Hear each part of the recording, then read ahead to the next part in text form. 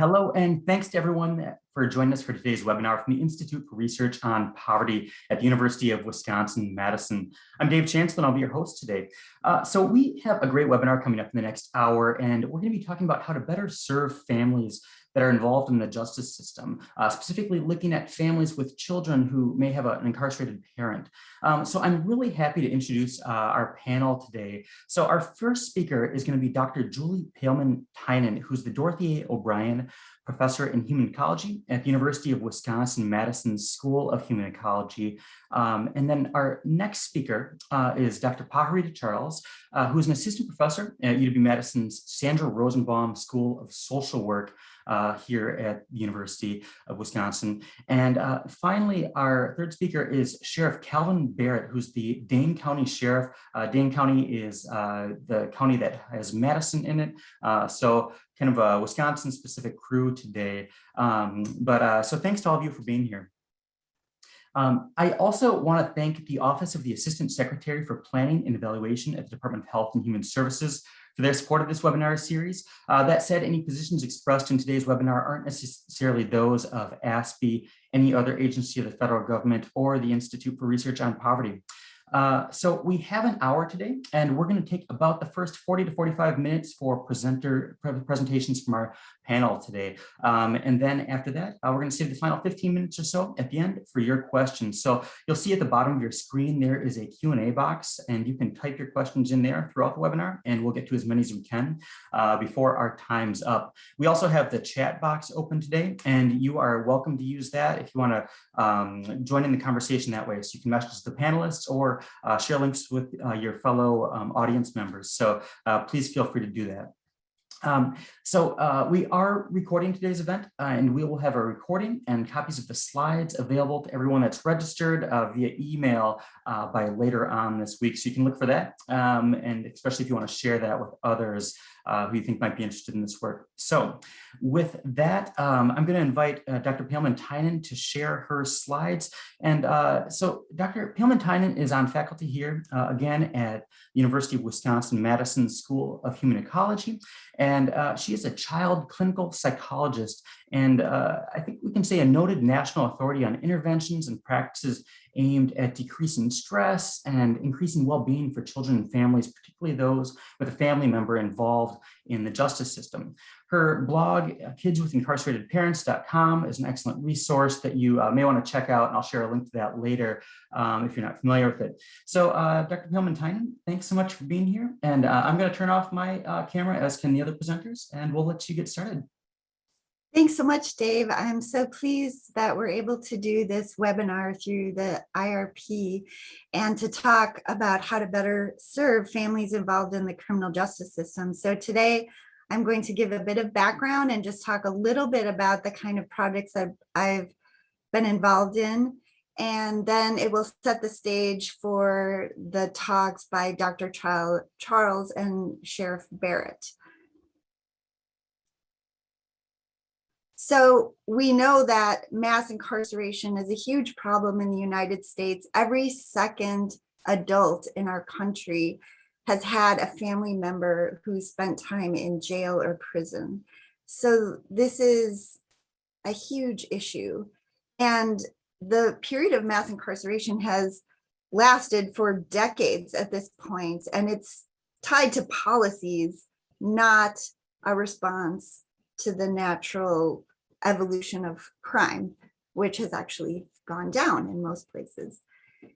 So here you see the number of people incarcerated per 100,000 by state prison, local jail, and federal prison. And I just wanted to comment on this so you could see the stark increase, but also to note that these are graphs like these that are based on end of year or daily statistics don't tell the entire story. Actually, most incarceration in the United States occurs in jails, with more than 10 million admissions to jails each year. And not every one of them is a unique individual. Sometimes people get involved in the cycle of being incarcerated in jail, released, and incarcerated again in a relatively short period of time. And then when we're talking about children who are affected, that can be very problematic. So we know that the majority of incarcerated individuals are parents of minor children. In state and federal prisons, for men, it's about a little less than half. For women, it's more than half. But there have also been state surveys done to show that it's probably the majority of incarcerated individuals who have children. That means that there are more than 5 million US children who've had a resident parent become incarcerated. It doesn't even count the ones who have a non-resident parent. Sorry, my lights went out here.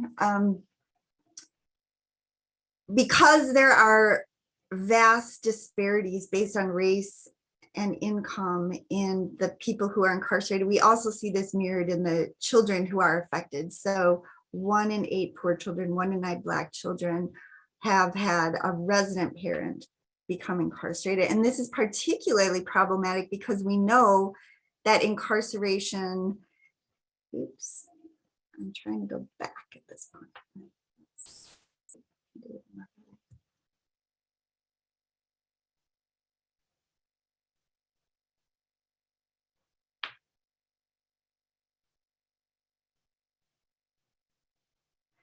So we know that this is particularly important because incarceration is associated with increases in racial disparities as well as problematic child outcomes, including infant mortality, behavior problems, academic difficulties, health and mental health concerns, high-risk behavior, especially starting in adolescence, and additional adverse child experiences, including household dysfunction, neglect, abuse, etc. And this is even controlling for other risk factors. And in a recent review that I did with my colleague Kristen Turney at UC Irvine, we found that the earlier that parental incarceration occurred in a child's life, the worse the effects. And then the older the child became, the more pronounced the effect of the parental incarceration on the child's development. Now, parental incarceration can cause some family problems, but it can exacerbate existing family problems, including residential instability and homelessness, socioeconomic disadvantage, mental health concerns, family conflict, and diminished parenting and co-parenting. So this is a real concern. And recidivism is also a concern because from the child's point of view, when a parent leaves the family system and then comes back and then leaves again, it's even more disruptive to their well-being. And so unfortunately, especially at the jail level, we're seeing pretty high recidivism. So with an average of above 60% over a number of years. And then it's important for all of us, for society, for the kids, for the families to think about, well, what can help with better reintegrating a formerly incarcerated parent into family life and society. And we know that employment helps, support for substance abuse and mental health can help. And then family of origin support seems to be particularly important. Family members often provide a stable place for the individual to live, and they provide financial support. But a finding that has just been emerging in study after study now in the past decade is that when an incarcerated parent has contact with their children during incarceration, including phone calls and visits, recidivism is often lower. Now, this is a problem because phone calls and visits are not equally distributed, that they're lower based on someone's economic status. And then also during COVID, in-person visits ceased, not just in the state, but all over the country and the world. And so people had to think of other ways of connecting with family. So with those things in mind, I'll just mention a few projects that I've been involved in the past few years that are designed to increase child well-being and family well-being, and hopefully also decrease recidivism. So the first one is the Sesame Street intervention, and that focused on children aged 3 to 8. The second one was a child-friendly visit program evaluation that focused on children aged 7 to 14. And the third one is an enhanced visits in jail project, which focused on children aged 3 to 12. And these are all teams. I've worked with colleagues, Rebecca Schlafer at University of Minnesota on the first one. I've worked with Paha Charles and Mike Masolia on the Enhanced Visits project, and it's never done alone. So I'll just briefly mention what we did in these projects. So I worked with Sesame Street on these materials called Little Children, Big Challenges, Incarceration, and they came out in 2013. And I also did a randomized controlled trial evaluation of the materials and found that they were effective in helping caregivers learn how to talk to children about a parent's incarceration and improving how children experience visits with their incarcerated parent. And they're available free online and include multimedia materials, including a video, a book for children, and a caregiver guide. And so that represents one project. Another project is implementing child-friendly in-person visits. And we first helped the organization Camp Reunite evaluate these visits when they did them at Pajarita before the pandemic. And what makes child-friendly visits so important is that children get an opportunity to interact with their incarcerated parent in a setting in which they can have physical contact like hugs and touching, and they do child-friendly activities that are developmentally appropriate and fun and approximate kinds of things they might do at a parent day in school.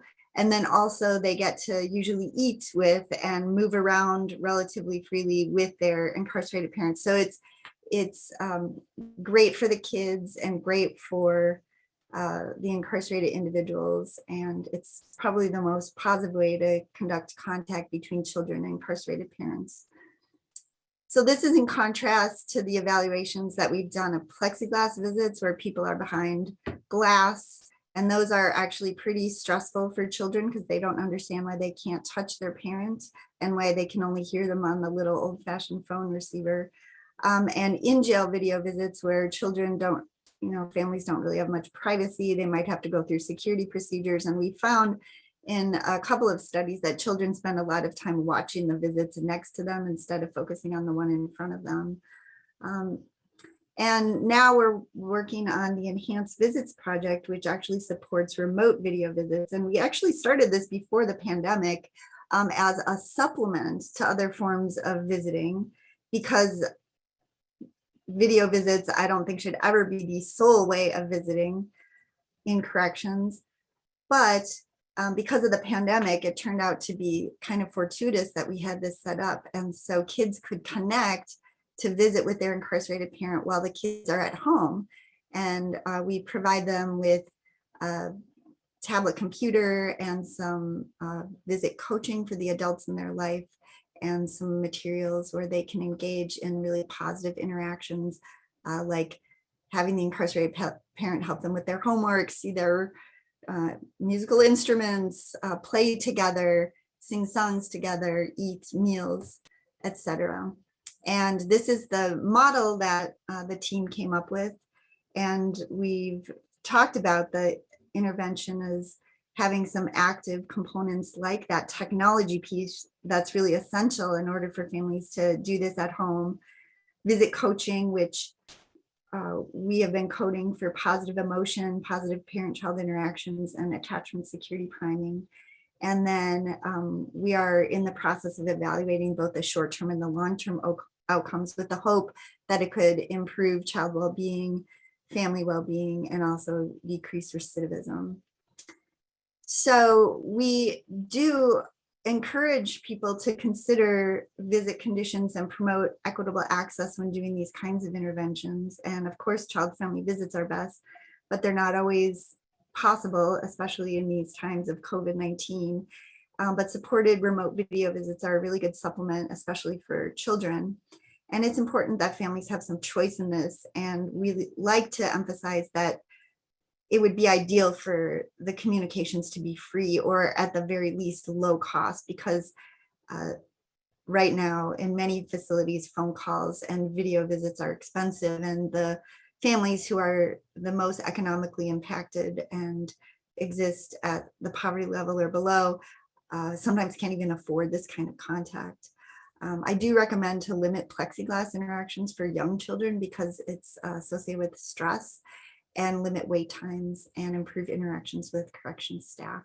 So that's just giving you a little bit of flavor to kind of set the stage for taking a deeper dive with Dr. Paha Charles. And as Dave mentioned, I do have a blog, www.kidswithincarceratedparents.com. And I encourage you to go to that if you have any questions or to sign up for the email notification when I post new things. And I try to translate my research into plain language, which I think is helpful for everyone. So thank you so much. Thank you so much, Dr. Poehlmann-Tynan. I really just appreciate you kind of giving that big overview there. So I would like to introduce Professor Pajarita Charles, who is an assistant professor at UW-Madison's Sandra Rosenbaum School of Social Work. Dr. Charles' research focuses on the development, implementation, and testing of sort of family-focused preventive interventions to promote positive outcomes for children, especially those whose families have been affected by the criminal justice system. She also directs the Lab for Family Wellbeing and Justice, and I'll drop a link to that lab in the chat as well. So Dr. Charles, I'm going to invite you to start sharing your slides if you'd like to, and I'll leave it to you now. Okay, great. Thanks so much, Dave. It's great to be here today.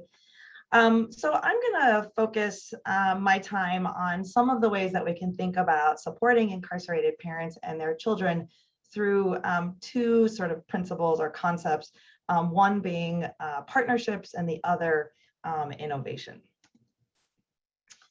So when thinking about how to support parents that are impacted by incarceration, I think collaboration is really, really important. And in our experience here locally in Madison, partnerships between correctional institutions and other entities really have gone a long way in supporting innovative parenting practices, but also research and even some new policy decisions. And so examples of partners, just to give you an idea, can include community organizations, sort of nonprofit organizations, advocacy or volunteer-based groups, universities or other research, institutes or organizations, even government agencies, whether that's local or state or at the federal level, and then a variety of sponsors or funders, those that provide in-kind donations and the like. So, I just encourage policymakers, administrators to think broadly about who might be in your local or state network of potential collaborators if you're coming from the corrections side of things. I'm going to share an example of what a successful partnership might look like, in this case, between UW-Madison and the local Dane County jail here in Wisconsin. What you're looking at is a recent photo of Sheriff Barrett, who you're going to hear from next, congratulating a graduating class of fathers who had just completed a parenting skills program at the jail that was led by two social workers who work at the jail, one of whom incidentally had been trained here at the School of Social Work. Somewhat coincidental, but not entirely. So just sort of an indication of how these networks and partnerships can evolve. And so in the beginning, our initial work really began with this collective effort of interested parties who came together to implement and really expand family-focused services in the jail. And so this group started with administrators and staff from the jail, myself at the School of Social Work, Dr. Poehlmann-Tynan at the School of Human Ecology, as well as colleagues affiliated with UW Extension, who are outreach specialists who specialize in this case, services related to justice-involved families. And so several years ago, the jail was selected as one of the National Institute of Corrections 5 training and technical assistance pilot sites in 2018. And it really helped to launch what we think of as this family connections, relationship and focus on developing new practices. And the goal was really to develop and to implement and eventually to test family-focused practices and parenting skills programming. In this case, a particular program was selected called Parenting Inside Out. There are other kinds of parenting skills classes. This was the one that we chose to select. And so just to give you a sense of what the partnership looked like on the ground on a regular basis, for instance, I attended regular planning meetings at the jail with staff and with administrators, as did colleagues from UW Extension. We then went on to help them figure out what the curriculum should be, what kinds of supplies might be needed, how to help train and support the staff that were going to be implementing the program. We helped to determine budgeting needs. We also were able to offer support through students from the university who helped to assist with some of the preparation of materials that the jail needed. And then we went on to develop and to help implement different kinds of program documents that the jail thought would be helpful to them. So attendance sheets, screening tools, sort of figuring out what kinds of criteria might be useful in determining eligibility for participation in the program. And then finally, in partnership with Dr. Poehlmann-Tynan and a really large group of very eager, I will say, student volunteers from the university, we implemented for the first time in the jail's history contact or in-person visits between parents and their children.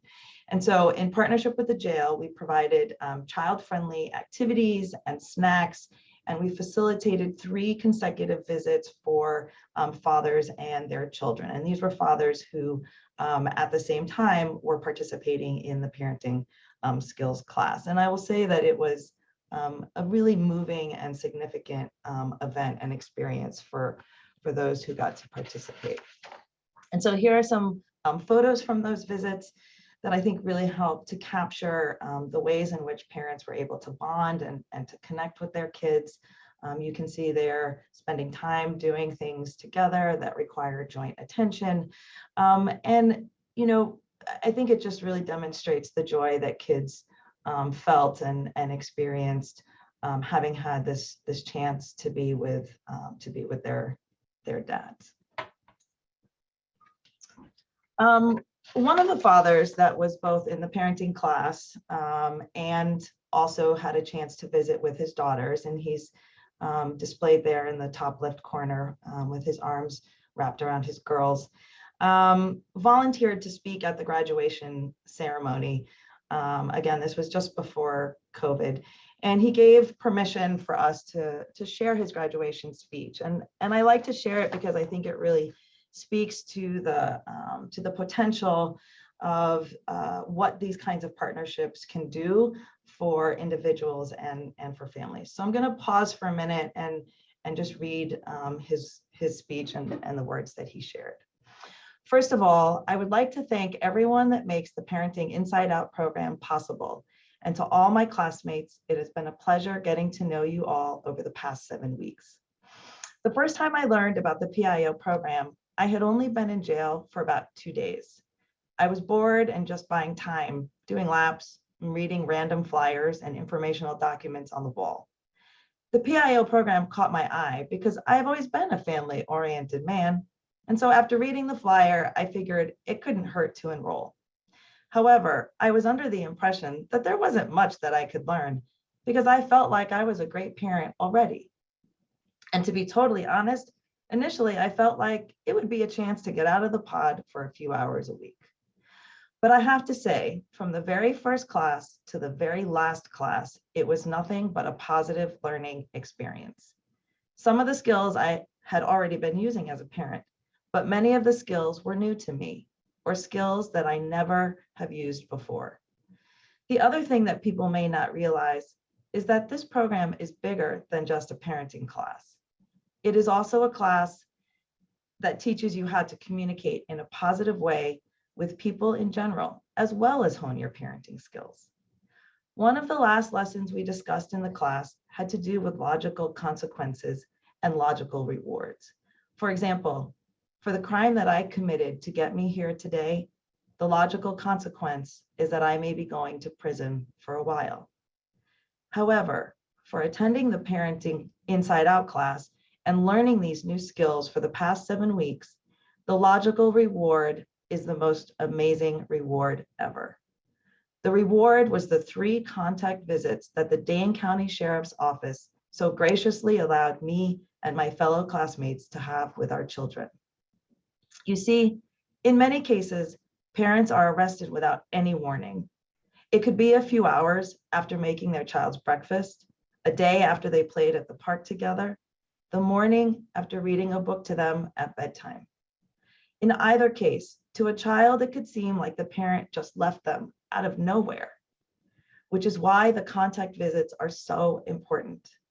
You see, from the time of a parent's arrest until they are actually sent to prison, if that is the case, it could be months, even years, before the parent can physically bond with their child. For that reason, these contact visits mean more than you could ever imagine to our families. So thank you to the Dane County Sheriff's Office, UW-Madison, the interns, and especially Chelsea, she was the social worker that facilitated that class, for keeping us on track, as well as helping us to have a positive and fun educational experience. And thank you to everyone else involved with the PIO program. Hopefully this program will be around for many years to come. And so again, I think just an important example of the ways in which these kinds of partnerships can yield really important and significant events for people whose identities, both as parents and whose experiences as children, unfortunately are often either ignored or just not fully supported in really positive ways. So I want to take a moment and just go back to the parenting class for a moment and talk about one other way in which a partnership can be helpful. Once that program was up and running, again, colleagues from UW Extension and myself sat in and actually observed some of the classes. The picture that you're looking at on the left is of one of the social work interns working with a couple of the dads who were practicing bonding through reading with their kids. And so we sat in and observed classes to offer feedback on fidelity, that is the degree to which the parent coaches and the social workers were implementing the program in the way that it was intended. We also attended regular meetings with them to help problem solve and just brainstorm around different issues that were coming up with the implementation. And then finally, we prepared and disseminated both pre and post-test monitoring and sort of evaluation implementation tools to help the jail assess the degree to which implementation was going well. And so I want to close by talking about what I think of as partnership expansions. And so what's, I think, especially exciting about the work that we've been doing together are these other things that happen and other ways in which this work can continue to evolve. And so I just want to share a few examples of those. The first is that several years ago, and it has taken that long actually because of COVID, but myself and some others at UW, in collaboration with jail administrators and a local city council member, were able to get approved a new and permanent county-funded position for a family connection social worker at the jail. This was a really important, movement, I think, in doing this work in partnership with the jail, because now there is a dedicated, designated person who not only teaches the parenting classes, but really, whose job it is to bring attention to the kinds of both programs, but also policies that are being developed and needed at the jail to support incarcerated parents and their kids. Other examples, again, sort of bringing it back to the work at the university, Dr. Poehlmann-Tynan already talked about the enhanced video visits work that she's been heading up with both incarcerated parents, but then also coaching that is provided to parents and caregivers at home.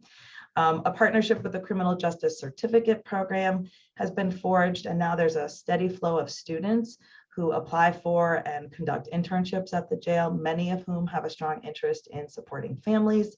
And then I also wanted to point out that we are regularly submitting grant applications with the jail staff, both to increase opportunities for research, but also for different kinds of practice, opportunities. And then finally, alongside the ongoing partnership that's bringing parenting and family-focused services in the jail, we've also been working to implement similar services both in the local community, but also in Wisconsin prisons around the state, so that no matter where a parent is involved in that criminal justice system, whether it's inside a jail in a prison or in community reentry, that they can have similar access to the kinds of opportunities and interventions that we've been talking about today. And so I just want to say, beginning, many years ago, I think really with the trailblazing work of Dr. Poehlmann-Tynan here and around the country, and now more recently with additional partners, we've really seen Wisconsin go through sort of a surge of effort and activity to bring attention to the needs of incarcerated parents and to serve them in not only innovative ways, but also in a variety of correction spaces, including jails, prisons, and in the community. And while there's always work to do in this area, I am highly encouraged and just grateful to be part of this really strong network of both people, but also institutions that are committed to improving the lives of incarcerated parents and their families. So I look forward to hearing your questions and to having an opportunity to talk at the end of the webinar. Thank you so much, Professor Charles. I so appreciate that, and especially sharing the reflections from the man who's a participant in that program. It's really awesome to see in the chat. We've got a couple people who are in the early stages of implementing the PIO program, so it's cool to be able to sort of see that connection there. But next, I want to introduce Sheriff Kalvin Barrett, who's the Dane County Sheriff. Again, Dane County is Wisconsin's second largest county, and Sheriff Barrett was appointed earlier this year. He also serves as the faculty director for the Criminal Justice Studies program at Madison College, which is the Dane County area's really excellent technical college. And I should note, Sheriff Barrett, that you are also a University of Wisconsin sociology alum. So we're just so happy to have you here, and I look forward to hearing what you have to share. Thank you. All right, thank you so much. It is an honor to be here among the fantastic panelists and you all here that have joined us today.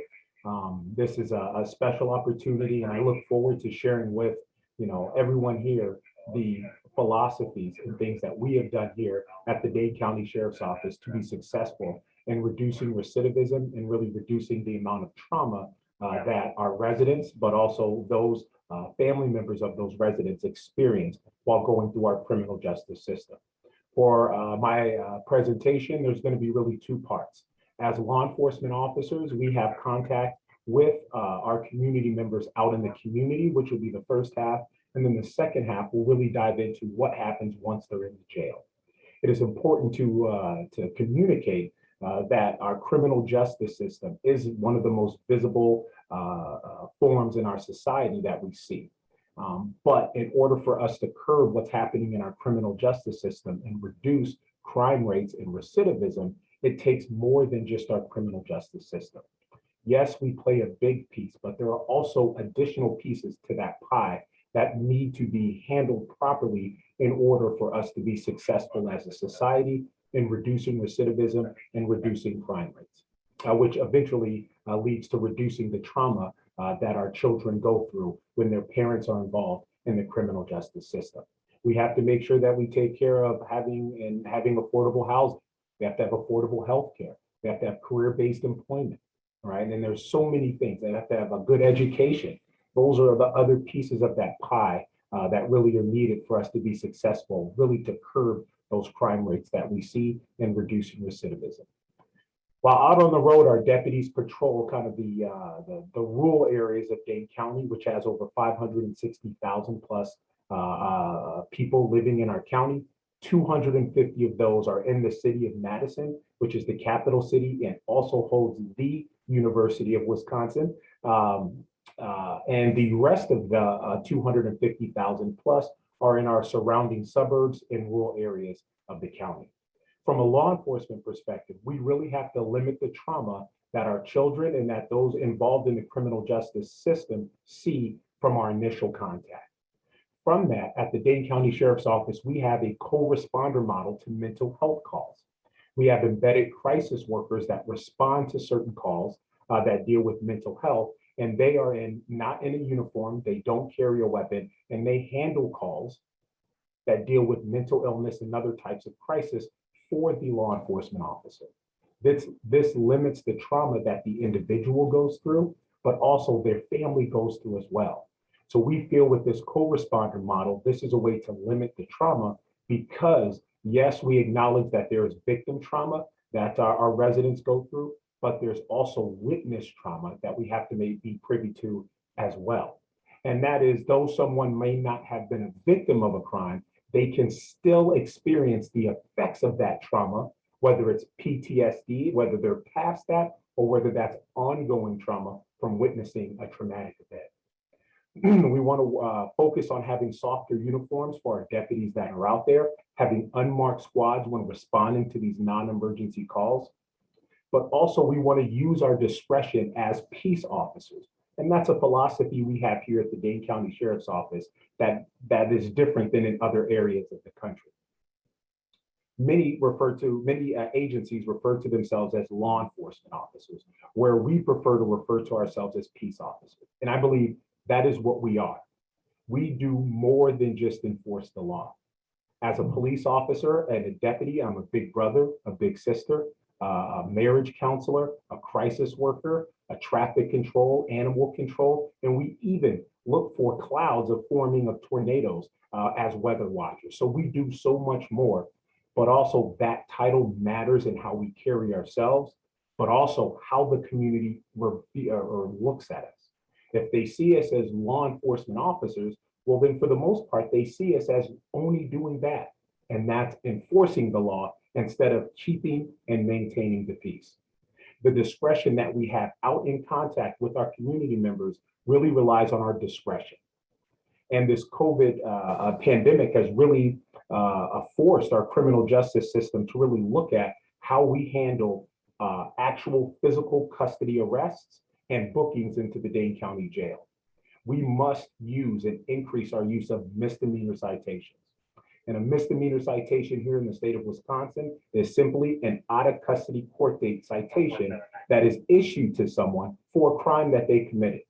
This misdemeanor citation holds them accountable for the violation of the crime they committed, but they don't experience the disparities and the effects of our criminal justice system because they're not being booked into the Dane County Jail. Now, if they don't show up to that court date, then a warrant will be issued for their arrest. But it allows us to hold our community accountable, hold those who violate crimes accountable, keep the community safe, but also not continue that trauma for those being incarcerated. We also can refer charges, which is the same exact thing, where we send the charges up to the Dane County District Attorney's Office, and they review the case. And if they determine they would like the charge, then they can issue a warrant for the individual to bring them into custody. If they choose not to, they just dismiss the charges, and there's no contact with our criminal justice system while being booked into the Dane County Jail and sitting through that time while the district attorney reviews those charges. We also encourage and have used here at different agencies ice cream vouchers when in contact with the community. If we pull someone over, we provide the individual with the warning, but we also provide them a free scoop of ice cream to a local ice cream shop to the children that are involved in the backseat that have their seatbelts on or are properly restrained. So these are ways that we can work with the community to reduce the amount of trauma that the individual parent goes through, which will in turn reduce the individual trauma that their children go through as well. So for our second part, looking at what we can do here at the Dane County Jail is, yes, I was appointed in May, and before getting into this office and really understanding the powers that I had, I thought I had more control over who comes into our jail. But in reality, I have zero control over who comes in. If a police agency has the appropriate paperwork, I have to take them into our custody. If the courts sentence someone to a certain amount of time in jail in my facility, I have to hold them for that time. So what I looked at is, well, what can I do once they're in our custody? What can we do to help rebuild them? What skills can we provide them? What resources can we provide them to help them with their warm re-entry back into the community? And that is why we have over 30 programs here at the Dane County Jail designed to provide those skills and those resources to our residents. It also starts with person-first language. How we refer to each other plays a huge role in how the individuals in our care look at themselves, how their family members look at them, but also how our community as a whole looks at them. Recently, we made a change in language from a dehumanizing term of inmate to a more humanizing term of resident. And I received that feedback from the community, but it also fits with our philosophy of treating everyone in our care, everyone in our community with dignity, humanity, and respect. These barriers that we can break down by referring to them as residents plays a huge role in how they, in their warm entry back into the community. These are the barriers that we can eliminate in our jail and our programs here to ensure that we're not continuing the trauma of the criminal justice system onto the parent, which eventually leads on to the child. With the programs that we have here, the Parenting Inside Out is one of the game-changing programs that we've ever had here at our sheriff's office. And in that picture that was shown earlier in the presentation, it was a very emotional time for me, being in front of those fathers and for those parents that were graduating. Earlier in December of last year, I contracted COVID. I have two daughters and I'm married. I have a 14-year-old daughter going on 24 and a 10-year-old daughter going on 21. Those with daughters understand what those preteen years are like. But the hardest part wasn't being sick. It was the worst feeling, the worst pain I've ever felt in my life physically. The hardest part and the part that broke me down emotionally and mentally was not being able to touch my children. Being locked in my office and looking at them through a glass. When they put their hand on that glass and I put my hand on that glass, broke me. And that is an experience I will never forget. It is something I will take with me every day as I serve as the Dane County Sheriff. As I understand, I just had a 15-day taste of what it's like to be incarcerated. And that is why we take such great pride in treating those in our care with dignity, humanity, and respect. And we want to make sure that we eliminate the trauma that's associated to the parents that are incarcerated and their children as well. Thank you so much for your time today. I look forward to the Q&A after, and it's really been a pleasure meeting and presenting to you all. Thank you. Thank you so much, Sheriff Barrett. And if I can invite other presenters, they're turning on their cameras right now. My first question was actually going to be, how has this experience of going through COVID, through a pandemic, changed your perspective? I think you had probably most concrete example. You kind of beat me to that one in a big way there. But I want to ask Professor Poehlmann-Tynan to lead us off, and then perhaps Professor Charles can kind of follow up. But how have some of the processes that you've observed, whether it's technology that's being made available to residents, or what have you seen change during this time? So do you mean this time during COVID? I just couldn't. Yes, sorry about that. I guess it was well, the really hard part is that we were starting to implement the child-friendly visits in jail, which is extremely unusual to do in jail settings across the nation and is incredibly innovative and important for the children and the parents. And we just had to stop that. And then instead of people coming in to the facility to visit their loved ones, then they only could do it through phone or video. And that was a hard shift, but I think the couple of years that we had worked with the jail prior to that on trying to make video visits just a normal part of the jail function. So people could be at home, and if they have internet or access to internet, they would be able to communicate with the incarcerated individuals on their tablets that they have in their cell blocks. I think that was kind of a game changer and hasn't been available at all facilities across the nation or even all across Wisconsin. And so I think that really helped. And I think also it happened in Wisconsin, but also in other states, there were free or low cost phone calls and video visits offered. And I wish that we could continue with that because I think it makes such a difference. And now the research is showing that it makes a difference with well-being, relationships, and recidivism. So I do think that's important. But, COVID is still happening and we haven't gotten back to, quote, normal, but we're hoping in the future to be able to do more child-friendly visits in the facility and then spread that in other places as well. Yeah, and sorry, yeah, I can just. No, I was going to invite you to speak, so. Yeah, I can just add a couple of thoughts. I mean, Dr. Poehlmann-Tynan, touched on it in terms of the recognition that free or low cost video visits are really important. And I think, despite, of course, all the very negative consequences of COVID, there have been, some positive changes that have come out of it. And to my knowledge, and if anybody is participating and knows for sure, please put it in the chat. But to my knowledge, our Wisconsin State Department of Corrections is now making permanently free Zoom-based video visits available to incarcerated people, including parents. I think at least a 30-minute visit every week, which is a huge shift in terms of a statewide policy.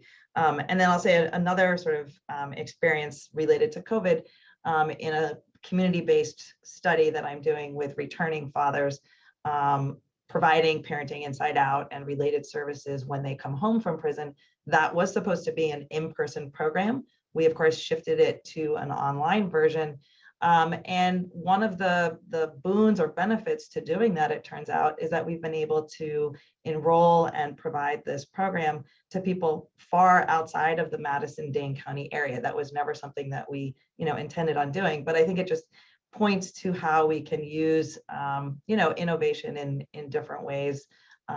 Even though, the consequences of COVID have been particularly negative, there are some positive things to take out of it. And Sheriff Barrett, I want to invite you. I know you addressed it somewhat during your presentation, but you became sheriff in May of 2021, right? And so you've kind of been right in the thick of this. What do you have anything you had to add?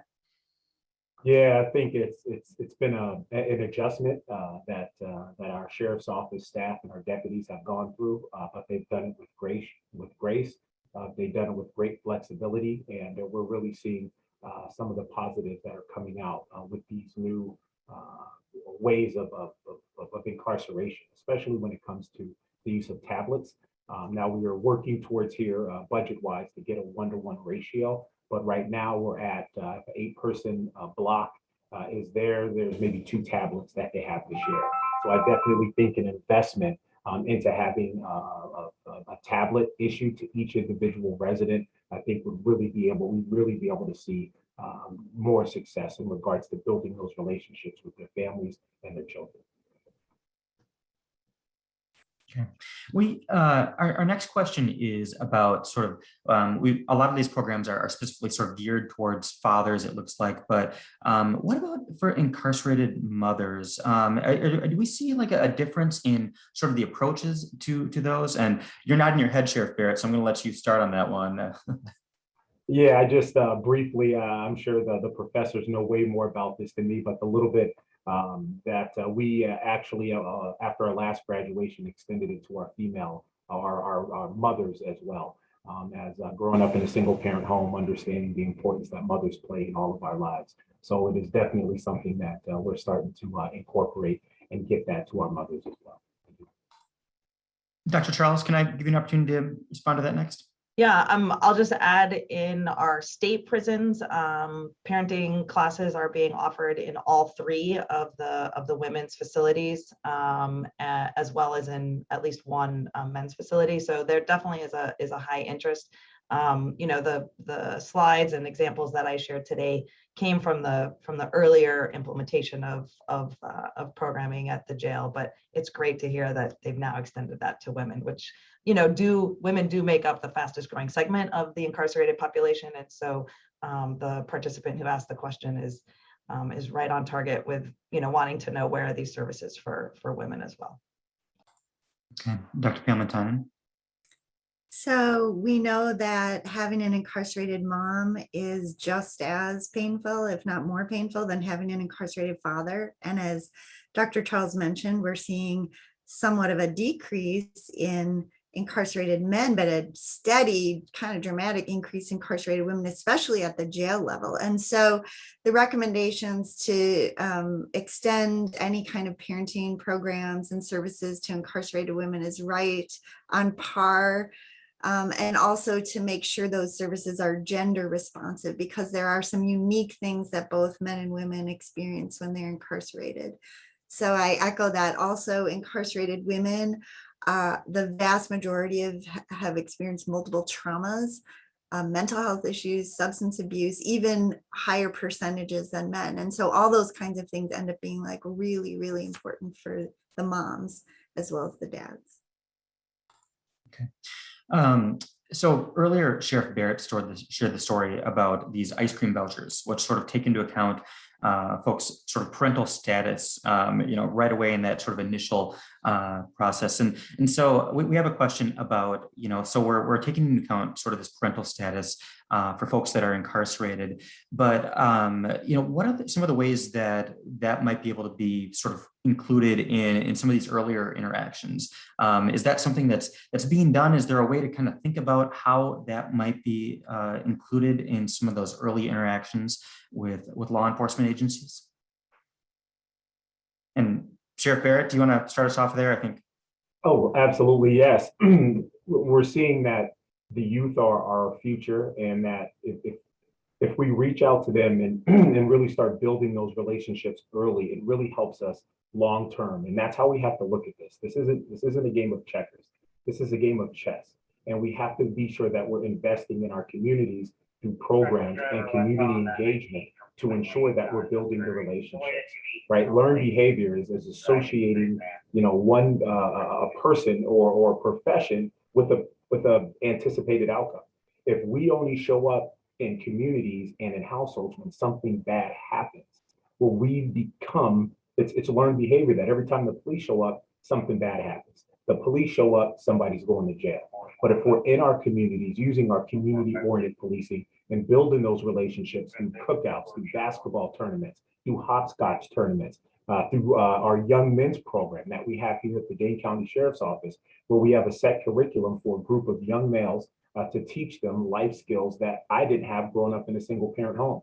How to tie a tie, what a proper suit looks like, how to change oil in a vehicle, financial literacy, health, right? Nutrition, right? I didn't know till I was 33 years old that it's not healthy to eat a sugary bowl of cereal before I go to bed. The dangers of carbs. These are all the things I didn't learn until I was an adult, but we're starting to do and implement early on to see that success as they grow up into adulthood. Dr. Poehlmann-Tynan, do you have anything you want to add there from what you've seen? Yes, I think that all of these things that Sheriff Barrett has been implementing are so critical, and that's partly why I'm really excited to be doing work here in Dane County and with the jail. I would also add too that nationwide, it ends up being really critical to think of any time a child is present when a parent is arrested. And there are protocols for best practices that have been developed. And I strongly recommend that any law enforcement agency uses those, because some of the research that has been coming out of my lab, but also across the nation, is that when children witness the arrest of their parent, they are really traumatized, and the memories can last for years, and children can exhibit post-traumatic stress symptoms. And also, when they're very young, what we're finding is that if they're already kind of stressed out and then they witness the parent's arrest, the children's cortisol and cortisone levels, which are stress hormones in the body, are so unusual. It makes it look like their bodies are reacting in a way that's consistent with post-traumatic stress disorder. So we really have to think about these things early on, and then any contact that a parent has with the criminal justice system, but particularly at the time of arrest, to make sure that we're protecting the children.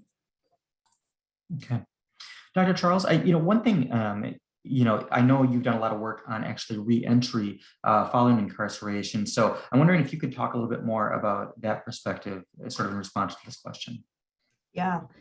I think similar to what we've been talking about, which is, bringing attention to, first of all, just parental status, the whereabouts of children, the needs of those children if they've been traumatized, by observing arrests, et cetera. we can think about applying those same principles to people who are preparing to come home. So for fathers and mothers that are getting ready to leave, doing what we call in-reach into prisons and jails from the outside through community-based organizations that support reentry is sort of a first step to help identify, are there children? Is there a family reunification plan? What can be put in place before the actual release?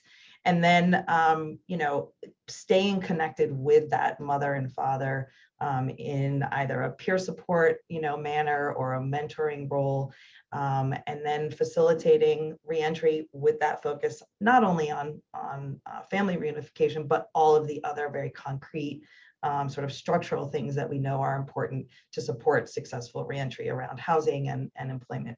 But locally here in Madison, we're providing parenting skills classes for people who haven't had a chance to participate inside a jail or prison. And so they can do it during the reentry period as well as they get other kinds of supports that we know they also need. So just an extension sort of that model in the community setting. Dr. Charles, I actually want to start with you on this next question. So, we've seen so many people in the chat who are working with all sorts of different organizations that are sort of involved in these processes. And I know you've talked about sort of this university and law enforcement agency partnerships, other public, partnerships. Those have to be tricky sometimes, I mean, I think that there's probably a good deal of trust that's involved in that. I like that there's certainly probably some red tape involved in getting those things rolling. From your experiences, what has that looked like? And then I, of course, want to hear from Dr. Poehlmann-Tynan and Sheriff Barrett as well. Yeah, we only have a few minutes left, so I'll try to be brief. I will say that one of the things that has really worked for me personally is just showing up. And what I mean by that is going to meetings, attending community forums, calling, emailing, outreaching to just have a conversation. Hi, my name is, I do work in this area. I would be interested in having a conversation with you. Getting to know people in your county, your municipality, your small town or village who have a similar interest and commitment to improving the lives of criminal justice involved families, I think is probably the most critical first step that people can take. And you'll be surprised. People are really eager to talk and to think about ways to partner. Dr. Poehlmann-Tynan.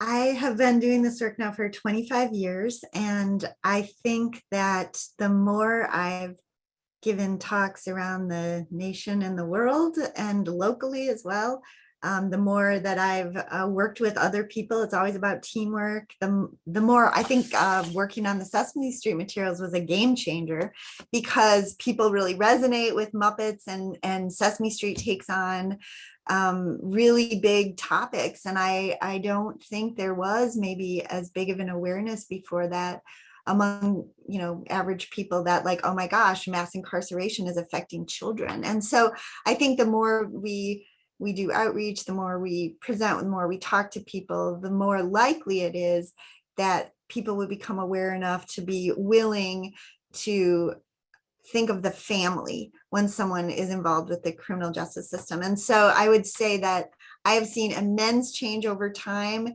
in all of the institutions that I've been talking to for many, many years. And I'm really thrilled to be, doing work right now with Sheriff Barrett so we can improve the lives of incarcerated individuals. I think it's really a model for people around the nation.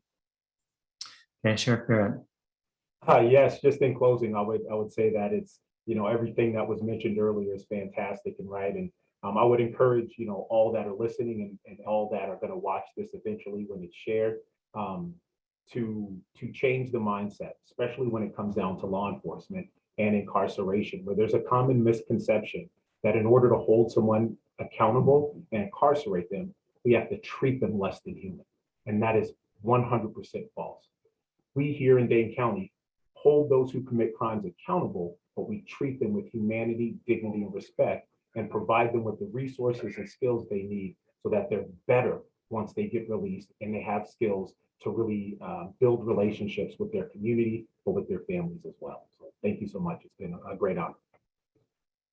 Okay. I want to thank all of our presenters, and I especially want to thank Dr. Poehlmann-Tynan, who kind of led the charge on putting this webinar together. So we just really want to recognize her for bringing all of us together here today. And thanks to everyone that joined us. And so we had a lot of questions about offering a recording of this. So that will be coming out. We're going to send it to everybody that registered for the webinar via email, and you're certainly happy to, we're certainly happy to have you share that. It'll also be on the IRP YouTube channel and on our website, so you can check that out later on this week. And we'll try to send out a few additional resources that were covered today during this presentation. So again, Sheriff Barrett, Professor Charles, Professor Poehlmann-Tynan, thank you so much, and thanks to everyone that joined us today. This has been really a pleasure to be able to share this work. Thanks so much, Dave, for hosting us and for moderating. We really appreciate it. And thanks to all the attendees. Thanks, everyone. It was great. Thank you all. It's been a fantastic experience. Thank you.